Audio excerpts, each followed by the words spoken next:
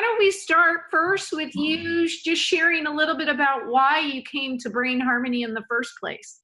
I first heard about polyvagal theory on, in various websites, but it got boosted in the past year or so on some of the complex trauma support groups in Facebook.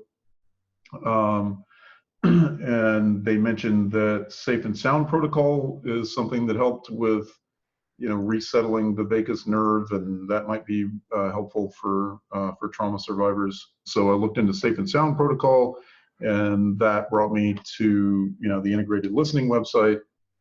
And I started looking into the whole spectrum of things that you guys offered. I was especially blown away by the thought that, some people after going through these programs, people who had been nonverbal for their entire lives started speaking for the first time in adulthood. You've been with Brain Harmony for what, about 6 months? It's coming up on 10, I think. It is coming up on 10. Yeah. So tell me how it's changed your life. What has changed? What's different? Decreased brain fog, decreased procrastination, anxiety, increased ability to handle situations that otherwise would have been stressful, increased ability to think on my feet, to relate to people in a natural way. And I don't, I don't find myself feeling like I'm pinned under glass or something if I have to relate to somebody, that I can actually hang out and just casually talk to somebody that I don't even necessarily know for a few minutes at a time. And that would have been completely impossible a year ago. Fantastic. How are things going at work? I don't remember. Actually, it's funny that I don't remember when it stopped being like this, but there was a long time where I was just so overwhelmed with everything at work that I couldn't even think that, that I would not be able to do a task unless somebody explicitly told me, I need you to do this, and here's when I need it done.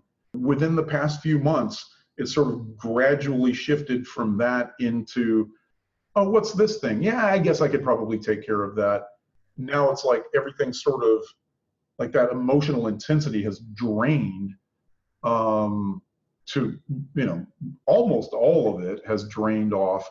If something seems like it's too much, my immediate instinct now is, how can I change the situation so I have more time or space to deal with this? That was a really big thing at work for me. A performance review in the past year where my immediate boss was like, yeah, we really like your ideas, but where you're kind of dropping the ball is you don't speak up as much as you should. I'm positive it was because I had a few months of listening behind me that I was able to jump in and go, well, I'm just going to take that at face value and just now like rubber stamp my own ideas on the way out of my mouth. I don't think I'm actually capable right now of giving a clear, like, on a scale of 1 to 10, you know what I mean? Like, but yeah. I was right at a 10, when I started working with my trauma therapist 10 years ago. And, I think before I got to where I could actually feel safe to try this method, I'd probably gotten from that down to like a 6 or a 7 on the scale. So, I mean, a massive, massive improvement, but still miserable as hell. Mm-hmm.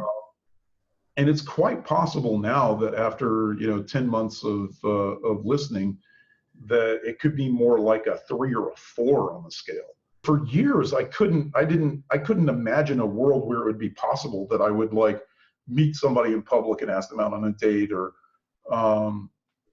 and I still don't know how to do that, but I can now imagine that would be a thing, which was a thing that I could never imagine. Like the amount of shame and, self-hatred and all of that growing up with complex trauma is just beyond any ability to communicate. Mm-hmm. And, especially in the past few months, it's been kind of like I'm comfortable enough with myself that I don't mind another person seeing whatever happens to come up in the course of a conversation somehow.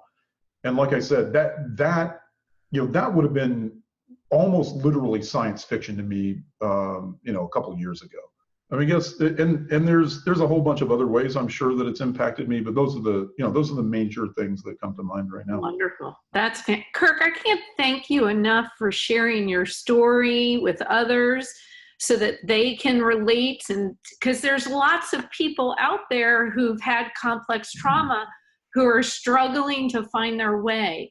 And by you being willing to share emotionally and about your history, you're going to help more people. And that is just a beautiful, wonderful thing for you. I really hope so. Fingers crossed that whatever information we're putting out there catches people when they need it, and when they can actually benefit from it. Because I totally agree that